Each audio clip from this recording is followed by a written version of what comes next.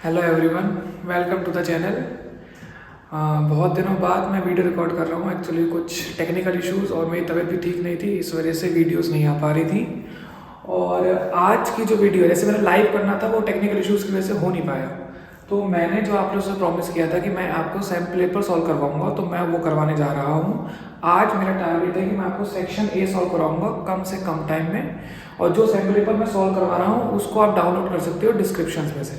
तो मैं वो शेयर कर दूंगा, वो आप डाउनलोड कर लीजिएगा। मैं यहाँ पे सॉल्यूशन दूंगा और आप वहाँ से क्वेश्चन देखते रहिएगा, सॉल्यूशन हम करते रहेंगे, ठीक है। तो स्टार्ट करते हैं सेक्शन ए के पहले क्वेश्चन से। तो आप लोग प्लीज़ डाउनलोड जरूर कर लीजिएगा, उसको पूरा देखिएगा। ट्राई करेंगे कम से कम टाइम में 20 के 20 क्वेश्चन सॉल्व कर लें बहुत आसानी से। पहला क्वेश्चन देखते हैं।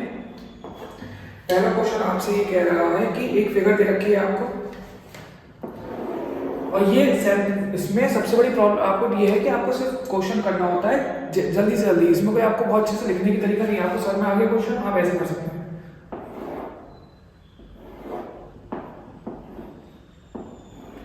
आपको इस टाइप की फिगर दे रखी है, एक एंगल दे रखा है 45 डिग्री। रफ में बनाना होता है बहुत जल्दी। ये दोनों ये चीजें इक्वल दे रखी है आपको। ये O पॉइंट है, ये D है, ये B है, ये आपका A है और ये आपका C है। और आपसे ये कह रखा है कि बताइए इसमें से 4 ऑप्शन दे रखे हैं। पहला ऑप्शन दे रखा है इक्विलेटरल ट्रायंगल कोई भी नहीं हो पाएगा क्योंकि 60 डिग्री ये 45 हो जाएगा। वर्टिकल अपोजिट एंगल, इक्विलेटरल वाला ऑप्शन खत्म हो गया। बी ऑप्शन भी खत्म हो गया। अब इसका मतलब सी और डी में से दो में से एक चीज होगी, या तो आइसोसेलेस सिमिलर या फिर आइसोसेलेस नॉन सिमिलर। अब मैं आपको बताता हूँ इसमें सिमिलर होगा। देखिए ये दोनों एंगल अगर एक आइसोसेलेस तो है, क्यों है आइसोसेलेस? देखिए ये साइड दोनों एक साइड इक्वल हो गई है, इसका मतलब ये एंगल और ये एंगल आपस में इक्वल हो गए, निकालने की जरूरत नहीं है। अब देखिए सिंपल सी बात, सिमिलर तब होगा, कैसे होगा सिमिलर? देखिए ये वाला एंगल इस वाले एंगल के इक्वल हो जाएगा और ये वाला एंगल इस वाले एंगल के इक्वल हो जाएगा। क्यों हो जाएगा? Angle on the same segment. ये 9th का कॉन्सेप्ट है। अगर आपको इसमें प्रॉब्लम हो तो मुझे मेंशन करिएगा, मैं समझा दूंगा कमेंट्स में कि कौन सी प्रॉपर्टी लगती है। ये एंगल इसके इक्वल हो गया, ये एंगल इसके इक्वल हो गया, इसका मतलब इसका ऑप्शन क्या हो गया? डी। सिंपल लॉजिक से हो जाता है क्वेश्चन, ठीक है। सेकंड क्वेश्चन पे आ जाइए। फिर वो कह रहा है all the zeros of the polynomial are equal, then कह रहा है सारे के सारे इक्वल, अगर आपके ये सारे के सारे इक्वल हो चुके हैं तो क्या होगा इसका? देखिए इसका भी बहुत आसान सा ऑप्शन है।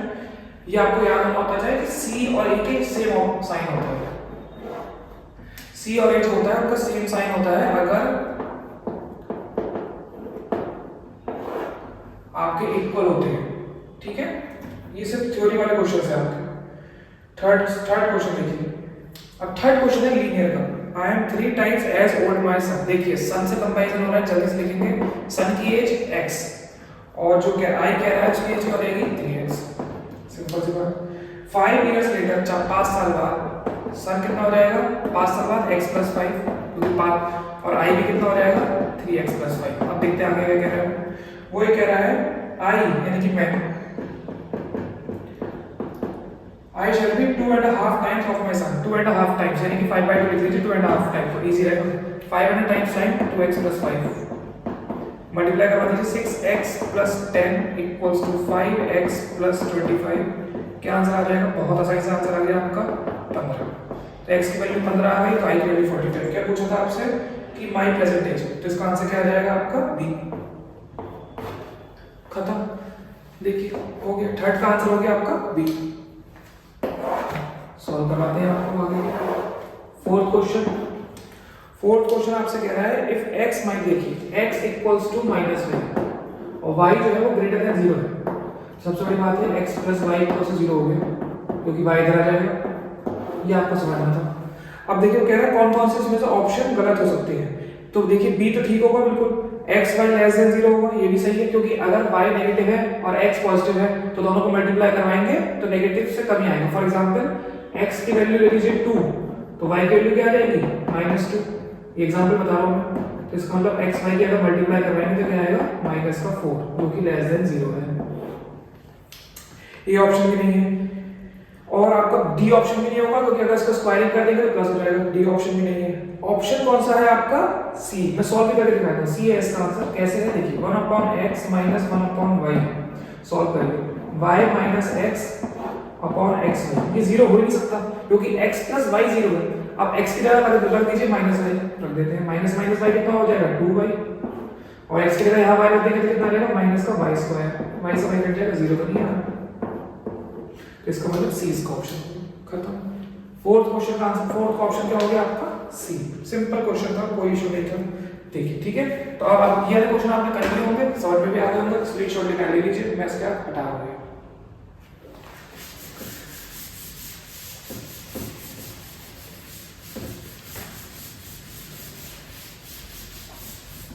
अब देखिए क्वेश्चन नंबर 5, क्वेश्चन नंबर 5 आपसे कह रहा है ट्रायंगल एबीसी और डीई दे रखे हैं और it is given that AB upon DE and BC upon FD equal है। देन अभी आपसे कह रहा है देखिए ट्रायंगल बना, ऐसे क्वेश्चन में हमेशा ट्रायंगल बनाएंगे आप, बिना ट्रायंगल के तो होगा नहीं, रफली बनाइए, रफली बिल्कुल एबीसी डीईएफ। अब क्या कह रहा है एबी अपॉन डीई यानी कि ये और ये एबी अपॉन डीई ठीक इक्वल दे रखा है आपको BC अपॉन FD। इसका मतलब BC अपॉन FD, इसका मतलब यहाँ आप देखिए BC, इसका ऐसे लिख दीजिए BC अपॉन FD के इक्वल दे रखा है, यानी कि ये और ये का दे रखा है, इसको साथ लिखिए ऐसे, ठीक है। अब बहुत इंपॉर्टेंट है, आप ध्यान से लिखिएगा, कह रहा है क्या क्या चीजें पॉसिबल हो सकती हैं। Angle A equals to angle D हो सकता है, नहीं हो सकता, क्यों?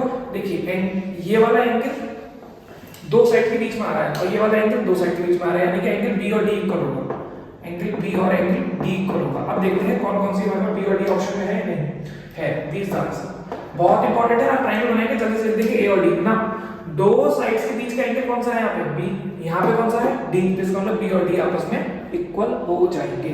सिंपल ऐसे करने होते हैं एमसीक्यू, अगर आप टाइम लगा देंगे नहीं हो पाएगा। और नंबर सिलेक्टेड फॉर, बहुत आसान क्वेश्चन, देखिए 50 नंबर है तो हमारे पास टोटल आउटकम कितने हो गए 50। अब वो कह रहा है आपके पास फेवरेबल आउटकम निकालने हैं, आपको फेवरेबल आउटकम। पहले वो कह रहा है ऐसे नंबर बताइए जो तीन और आ रहे हैं यहाँ पे, और का मतलब प्रोबेबिलिटी में होता है प्लस, चॉइस होती है। तो पहले आपको देखना है कि 1 से लेकर 50 तक के नंबर हैं और उसमें से आप पहले आपको देखेंगे जो नंबर 3 से कट सकते हैं। आप 50 को 3 से डिवाइड कर दीजिए, कर देते हैं, बहुत इजी तरीका बता रहा हूं मैं आपको, बहुत कोई नहीं बताएगा। 50 को 3 से डिवाइड करिए, लगभग पूरा कितनी बार जाएगा 16 बार, तो यानी कि 16 नंबर तो ऐसे मिलेंगे जो 3 से पूरी तरह कट जाएंगे। 5 से करिए 10 बार जाएगा, यानी कि 10 नंबर ऐसे मिलेंगे जो 5 से पूरी तरह कट जाएंगे। अब इसमें से कुछ नंबर ऐसे होंगे जो 3 में भी आ गए होंगे, 5 में भी आ गए होंगे, जैसे कि 15, तो 3 5 से 15, 5 3 से 15, दो बार काउंट हो गया, उनको माइनस करना पड़ेगा क्योंकि इसमें भी आ गए और इसमें भी आ गए। ऐसे नंबर ढूंढना बहुत मुश्किल हो जाता है, लेकिन अब मैं बताता हूं आसान क्या है। 3 और 5 का एलसीएम ले लीजिए, 15 को डिवाइड करिए कि पूरी बार कितनी बार जाएगा 3 बार, 15 3 सा 45, माइनस कर दीजिए तो ये आपका आ जाएगा 23 आ गया।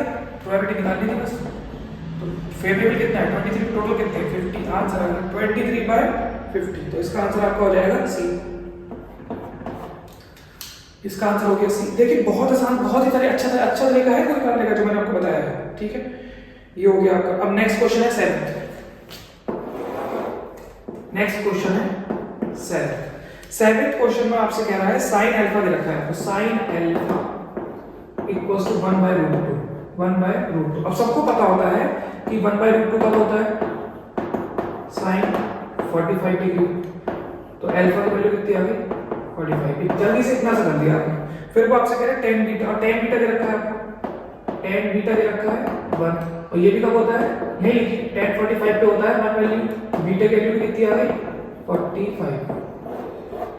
आपसे क्या पूछा है cos अल्फा प्लस बीटा यानी कि 90 डिग्री, cos 90 क्या होता है, cos 90 होता है 0। आंसर बता, तो इसका आंसर क्या आ जाएगा आपका डी ऑप्शन। क्वेश्चन है, देखिए मैं समझा रहा हूं ना, तो अगर कोई बच्चा आता है उसको ऐसे टिक कर देगा, फिर भी हमें जल्दी करना है। अब जो आपका 8 क्वेश्चन है वो थ्योरी क्वेश्चन है, वो ये कह रहा है आपको बताना है जो डी है वो क्या लेते हो आप, frequency of the class marks होती है, lower limit of the class marks होती है, मतलब आपको पता है डी कैसे निकालते हैं, डी जो निकालते हैं वो निकालते हैं xi माइनस एज्यूम मीन, और यहाँ पे उन्होंने इसको a माना है, कोई प्रॉब्लम नहीं है, ठीक है। तो ये हो गया, वो ये आपसे कह रहा है xi को क्या कहते हैं, अगर x दे रखा होता है तो ये दे रखा, ये आपको सिंपल तरीके से x दे रखा होता है, ये अगर नहीं दे रखा होता तो क्लास मार्क्स होते हैं। तो इसका आंसर क्या हो जाएगा आपका सी। मिड पॉइंट्स को क्लास मार्क कहते हैं, मिड पॉइंट्स को क्लास मार्क कहते हैं, क्लास मार्क्स समझाने के लिए आपको बता रहा हूँ, ठीक है। डी क्वेश्चन, अब डी क्वेश्चन करने से पहले मैं इसको इरेज कर लेता हूँ, फिर आप जल्दी जल्दी करेंगे क्वेश्चन। जिसको नोट करना हो स्क्रीनशॉट ले लीजिए, ले लिया होगा, ठीक है, बहुत बढ़िया। देखिए स्पीड में करते हैं मैं तभी मजा आता है, नहीं तो कोई फायदा नहीं। चलिए अब हम करते हैं क्वेश्चन नंबर हमारा 9। क्वेश्चन नंबर 9, क्वेश्चन नंबर 9 कह रहा है फ्रीक्वेंसी दे रखी है, फाइंड द, आपको तो बहुत आसान क्वेश्चन है, एंगल बनाया हमने इस तरीके से और हमने फिर यहाँ पे ये बनाया, ठीक। ये आपको दे रखा है ए बी सी 45 20, ठीक है। और इसमें आपको ये पता नहीं है और ये पता है आपको 130, ये आपको पता है 130। अब इसमें आप देखिए, सॉरी 45 नहीं है आपका 30 है, 30। इसका मतलब 30 + 20 कितना होता है 50, ये कितना रहेगा 130। इसका मतलब इन दोनों में से एक 50 होगा और एक 30 होगा, हमें पता नहीं। ये 45 दे रखी है आपको, ये 63 दे रखी है, ये 7 दे रखी है और ये दे रखी है आपको 5। आपसे एंगल पूछे डी और एफ, डी और एफ, ये है आपके डी और ये है आपके एफ। बड़ा ही अच्छा क्वेश्चन है, हमें पता है डी और एफ में से एक 20 होगा एक 30 होगा, पता लगाना बहुत जरूरी है कौन सा है। मैं आपको ट्रिक बताता हूँ, देखिए 7 से आपको साफ साफ दिख रहा है 5 9 से 45, 7 9 से, इसका मतलब 7 का रेशियो इसके साथ बनना है और 5 का रेशियो इसके साथ बनना है। तो 7 का रेशियो 63 बनना है, 63 के साथ कौन सा एंगल आ रहा है 20, यानी कि ये हो गया 20, और इसके साथ कौन सा आ रहा है 30, यानी कि ये हो गया ऑल्सो 30। एंगल डी आ गया 20 और एंगल एफ आ गया आपका 30। फिर से मान लीजिए 63 की साइड कौन सा बन रहा है सी, ये सिर्फ साइड से क्लियर है, तो इसका आंसर आपका हो जाएगा डी 9 का आपका आंसर हो जाएगा। और देख के मतलब आ सकते थे आप कि देखो इसमें सी और डी तो है ही नहीं, ए और बी के ऑप्शन है, तो 20 30 तो आपका ए है इसका आंसर, ठीक है, ए हो जाएगा। 10 क्वेश्चन में आपसे पूछा है ए दे रखा है, बी दे रखा है, सी दे रखा है, एलसीएम पूछा है, एलसीएम दे रखा है, एलसीएम दे रखा है आपको, ठीक है। एलसीएम देखिए, एलसीएम का चक्कर बड़ा आसान होता है, आपको बताना ए दे रखा है 2 की पावर 3, 3 की पावर 3, बी दे रखा है आपको 2 × 3 × 5, सी दे रखा है आपको 3 × n × 5, और एलसीएम दे रखा है 2 की पावर 3, 3 की पावर 2 और 5। देखिए एलसीएम होता है हाईएस्ट पावर, 2 की हाईएस्ट पावर क्या है 3, इसलिए 3 आ गई। 5 की हाईएस्ट पावर क्या है 1 आ गई। 3 की हाईएस्ट पावर क्या आ रही है 2, यानी कि 3 की यहाँ पे तो 1 ही है, यहाँ पे 1 है, यहाँ पे आ रही है, इसका मतलब 3 की जो हाईएस्ट पावर है वो कहाँ आएगी, यहाँ पे n की वैल्यू 2, खत्म। तो इसका आंसर आपका n की वैल्यू 2 आ गया, यानी कि डी इसका ऑप्शन हो गया। Question 11, a cyclist takes 2 hours less to travel a covered distance if he increases speed than his original speed। कह रहा है कि एक साइक्लिस्ट जो है वो 2 घंटे कम लेता है अगर वो डिस्टेंस ट्रैवल करेगा if is increases speed bye D, अगर वो अपनी स्पीड इंक्रीज करे। सबसे बड़ी बात ऐसे क्वेश्चन में, ऐसा क्वेश्चन जब भी आएगा आपको कह रहा है 2 घंटे कम लेगा, तो आपको डिस्टेंस तो सेम रहना है, डिस्टेंस सेम रहना। आपने स्पीड बढ़ा दी तो पहले आपकी स्पीड कम रही होगी, उस स्पीड को हम मानेंगे x, let the original speed be x। अब डिस्टेंस अपॉन स्पीड क्या देता है टाइम, एक टाइम आ गया। अब आपने क्या करा स्पीड बढ़ा दी, अपनी स्पीड कितनी बढ़ाई है 5 किलोमीटर, ऑब्वियसली स्पीड बढ़ाएंगे तो टाइम कम हो जाएगा, तो एक t1 आएगा एक t2 आएगा, इन दोनों के बीच का टाइम कितना दे रखा है आपको 2 घंटे, यानी कि 2 घंटे कम लग रहे हैं, खत्म बात। सबसे इजी कैलकुलेशन बताता हूं मैं आपको इसको करने के लिए, देखिए यहां से इसको मैं सॉल्यूशन यहां कर रहा हूं, देखिए इसका सॉल्यूशन ये है 200 कॉमन ले लीजिए। सबसे पहली बात एलसीएम ले लेंगे तो x + 5 minus x upon x² + 5x equals to 2। देखिए बहुत जितना काट सकते 100 से कटेगा, ठीक है, 100 से कटेगा, यहाँ आ जाएगा 1, यहाँ x कट जाएगा, बचेगा क्या आपके पास 5 × 100 इक्वल्स टू x² + 5x। अब मुझे पता है बच्चे कहते हैं कि 500 मत करिएगा, आसान बता दूंगा अभी, x² + 5x माइनस का 500 लिखना है, लिख दीजिए, कोई प्रॉब्लम नहीं, लेकिन मैं बताता हूँ होता क्या है। अब आपको कुछ नहीं करना है, 500 को तोड़ना है, तो देखिए 500 को तोड़ना है ऐसे कि 5x आ जाए, सिंपल सी बात है। आपको ऐसे तोड़ना है कि 5x का ऐसे तोड़ना है कि क्या आ जाए आपको इसमें x² + 5x आ जाए। ये सब बहुत सारे तरह के होते हैं, मुझे नहीं पता कि आप लोगों ने कौन सा अटेम्प्ट कौन सा सीख रखा है या कौन सा जो भी आपने कर रखा है, लेकिन इसमें बहुत सारे तरीके होते हैं। ठीक है, सिंपल सा है, 25x minus 20x minus 500, x common आ जाएगा, x plus 25 minus 20 equals to x plus 25। तो अब देखिए, देख के ही पता चल रहा है कि ये तो नेगेटिव आने वाला है, तो x की वैल्यू कितनी आ गई 20, x की वैल्यू आ गई 20 kilometre per hour. Original speed आ गई, बाद में इंक्रीज करके 25 आ जाएगी, खत्म बात। और आप चाहते हैं इसमें, अच्छा इसमें एक तरीका और भी है, अगर आपसे उन्होंने स्पीड पूछी है, 1 मिनट में देख लेता हूँ कि उन्होंने पूछा क्या था आपसे पूछा है उन्होंने स्पीड, तो आप सारे ऑप्शंस को रख के देख लो। ये तो चलो ठीक है, आप अगर आपको करके दिखाना पड़ेगा क्वेश्चन, आपको आना चाहिए, लेकिन अगर एमसीक्यू में आ रहा है, आप कंफ्यूज हो रहे हो, तो आप इसमें क्या करो, रख के देख लो। जैसे कि 26 रख के देखो, यहाँ पे नहीं होगा, 20 रख के देखोगे तो 20 से इस इक्वेशन में वैल्यू रख के देख लो, आंसर तब दिया जाएगा। ठीक है, सिंपल तरीका। तो ये हो गया आपका। इसके बाद आपका है 12th क्वेश्चन। 12th क्वेश्चन में क्या है, डिस्टेंस बिटवीन, अरे डिस्टेंस निकालना है। देखिए, ए पॉइंट दे रखा है आपको 0 और 6, और बी पॉइंट दे रखा है आपको 0 और -2, 0 और -2। अरे देख के पता चल जाएगा डिस्टेंस। ठीक है, अगर इसमें कोई बच्चा दिमाग लगाएगा ऐसे हो जाएगा, कैसे हो जाएगा, 8 आएगा इसका आंसर मिलेगा। कैसे देखो, नहीं करना का कोई प्रॉब्लम नहीं है। देखो डिस्टेंस हम लगा दो, तो 0 - 0 को लिखने की जरूरत नहीं, 6 - -2, 6 - -2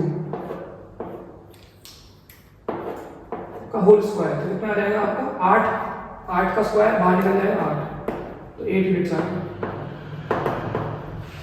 8 यूनिट आ गया। ठीक है, अच्छा इसका आंसर 11 का मैं ऑप्शन बताया था, इसमें 20 आ रहा है, 20 कौन सा ऑप्शन में बताया था, 11 का आंसर आपका आ रहा है डी, और इस वाले का जो आपका आंसर आ रहा है, इसका आंसर आ रहा है ए। क्वेश्चन 30, अरे क्वेश्चन बहुत सारे, ये कह रहा है आपसे 1600 और 900 के बीच में इनकम बता दी। ये जो आपको दे रखी होती है क्यूमुलेटिव फ्रीक्वेंसी होती है, आपको जो भी फ्रीक्वेंसी दे रखी है 16000 से 9000 के बीच में माइनस कर दीजिए 16, यानी कि 69 और -50 को कर दीजिए, 69 - 50 कर दीजिए, इट विल बी 90। ये इसकी ओरिजिनल फ्रीक्वेंसी आ जाएगी, जो कि आपकी ऑप्शन है डी है। Sorry for the interruption, light house problem आ गई थी, बट अभी देखिए ये मैंने 13 तक आपको सॉल्व करवा दिए थे, इसका आप स्क्रीनशॉट ले लीजिए, मैं हटवा रहा हूँ आपको ये क्वेश्चन, और फिर आपको आगे बताता हूँ 14 से। ओके चलिए ठीक है, 14 से बताते हैं आपको क्वेश्चन, इसमें डायरेक्शन जल्दी।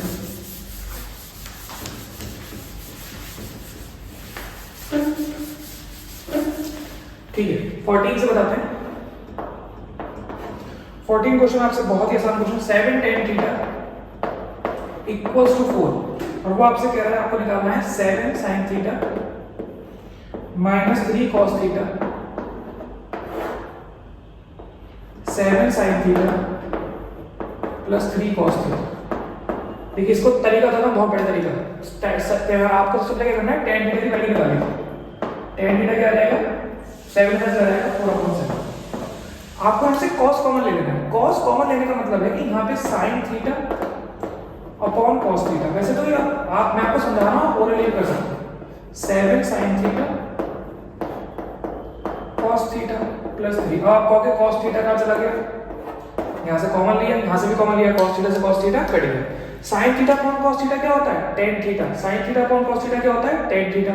tan थीटा की वैल्यू क्या है, 4/7 लगा देते हैं, 7 अपॉन 4/7 माइनस 3, यहाँ पे 7 अपॉन 4/7 प्लस 3 हो गया क्वेश्चन। 7 से 7 कट गया, 4 - 3 1, 4 + 3 7, 1/7 इज द आंसर। एमसीक्यू तो ऐसे निकालने होते हैं, 1/7 is the answer, it means the answer will be B. ठीक है, क्वेश्चन खत्म। क्वेश्चन नंबर 15, क्वेश्चन नंबर 15 में आपसे कह रहा है the length of a shadow of a 20 metre pole, 20 metre pole है, 20 मीटर पोल, तो इसकी शैडो, सन यहाँ होगा तो शैडो यहाँ पड़ेगी, ये है शैडो, ये शैडो है। ठीक है, तो वो कह रहा है व्हेन द सन, ये सन का एलिवेशन है क्योंकि सन को आप ऐसे देख रहे हो, तो सन का एलिवेशन कितना हो जाता है 45 डिग्री, और ये 20 मीटर पोल की लेंथ है, 20 मीटर पोल की लेंथ है। तो आपसे क्या पूछा है, the length of the shadow, shadow की लेंथ पूछी है। अब कोई बच्चे गलती ना करते, ये लेंथ नहीं है, लेंथ ये है, तो कितनी हो जाएगी। एक बात याद रखिएगा, जब भी एंगल 45 डिग्री होगा तो ये और ये आपस में इक्वल होते हैं, तो यानी कि ये भी कितना हो जाएगा, tan 45 की वैल्यू 1 होती है ना, तो परपेंडिकुलर अपॉन बेस इक्वल हो जाएगा। तो आपको याद रखना है 45 डिग्री है तो ये और ये आपस में हमेशा इक्वल हो जाएंगे, यानी कि परपेंडिकुलर और बेस आपस में इक्वल हो जाएगा। इसका आंसर आपका क्या आ जाएगा? ए। देखिए मैं समझा रहा हूं तब भी स्पीड से क्वेश्चन बहुत सॉल्व हो रहा है, अगर आप अच्छे से करेंगे तो बहुत सही से हो जाएंगे। 16 क्वेश्चन कह रहा है दो टेंजेंट दे रखी है आपको और कह रहा है कि इनके बीच का डिस्टेंस बता दीजिए 6 मीटर रेडियस है, आपको शायद 3 सेंटीमीटर की रेडियस है, 3 सेंटीमीटर। इतना इजी क्वेश्चन। इनके बीच का डिस्टेंस कितना हो रहा है? 2 × 3 यानी कि 6 centimetre. This will be your answer. That means answer will B ये तो कुछ था ही नहीं क्वेश्चन। अच्छा 17 क्वेश्चन वहां कह रहा है इन अ ट्रायंगल DEF में देखिए सांपा चला है, आपका मैं ये हटाया था मैं आपके लिए।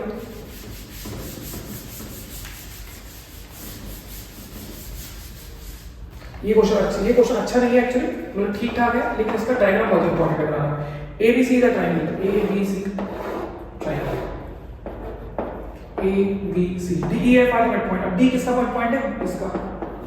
E किसका मिड पॉइंट है? C का, CA का।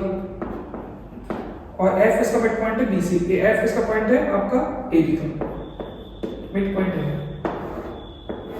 पहली चीज जैसे आपने पढ़ा कि मिड पॉइंट है, इसका मतलब ये साइड इसके पैरेलल होगी, मिड पॉइंट 0, यानी कि EF is half of BC and also EF is parallel to BC, mid point 0, ये मिड पॉइंट 0।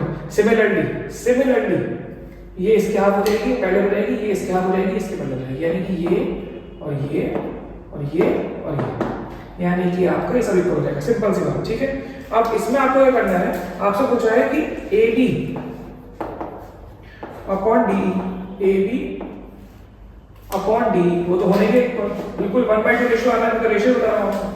BC देखते रहिएगा, BC किसके इक्वल होगी? EF के क्वेश्चन में EF दे रखा है, F दे रखा है, बात तो यही है।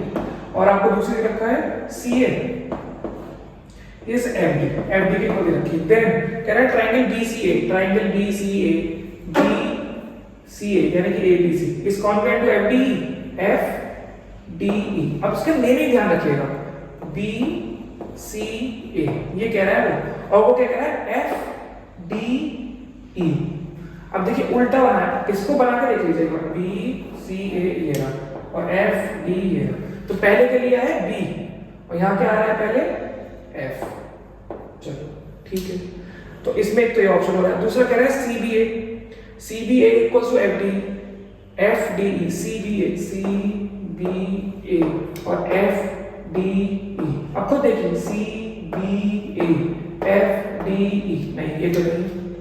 उसके बाद देखिए FDE और ABC, नहीं है। कैसे होता है? अगर ABC से करना तो कैसे होता? ABCDFE ये होता, ठीक है। तो इसमें FD, इसका मतलब इसका ऑप्शन एक ही है, सही आ रहा है एक ऑप्शन है। नेमिंग का खेल था इसका सारा का सारा। 17 क्वेश्चन बहुत ही अच्छा क्वेश्चन है। 18 क्वेश्चन देखिए, 18 क्वेश्चन में बहुत कुछ नहीं है। इसमें एक चीज याद रखनी है, डिस्टिंक्ट या फिर परफेक्ट स्क्वायर अगर आ जाता है लिखा हुआ क्वेश्चन, इसका मतलब D की कॉन्स्टेंट के बाद में हमने डिस्क्रिमिनेंट 0 यानी कि रियल और इक्वल रूट्स हैं। डिस्क्रिमिनेंट जब भी इक्वल हो, b² - 4ac 0 आ गया। हमेशा याद रखिएगा सॉल्व करने से पहले, ये मेरा ही तरीका है, -4ac को इधर लेके जाइएगा, बाद में वैल्यू रखिएगा। b की वैल्यू लगाते हैं, b की वैल्यू कितनी रखी है आपको? 2 यानी 4 हो गई। और आपको दे रखी है a, तो कितना हो जाएगा? 4a और इसकी भी a, तो कितना हो जाएगा? a²। 4 से 4 कट जाएगा, a² की वैल्यू कितनी आ जाएगी? 1 नहीं है तो a की वैल्यू कितनी आ जाएगी? +-1। मैंने बताया भी है अपनी अर्लियर वीडियोस में कि 2 अगर है तो दो वैल्यू देगा, यानी कि a की वैल्यू होगी +-1। इसका आंसर क्या हो जाएगा? Option A is the answer. Option A is the answer, ठीक है। अब आपके 19 और 20 क्वेश्चन जो बच्चों को पढ़ाइए आजकल लग रहे हैं एजम्पशन और रीजन पर। Product of the zeros is 10। देखिए कह रहा है प्रोडक्ट ऑफ द जीरो जो होंगे वो आपके इसमें x3। देखिए ये जो क्वेश्चन है आपका एक्चुअली आप चाहें तो इसको हटा भी सकते हैं, बट ये एक्चुअली आपका क्यूब वाला हो गया, क्यूब वाला कट है आपके में, बट कोई बात नहीं, बताया था।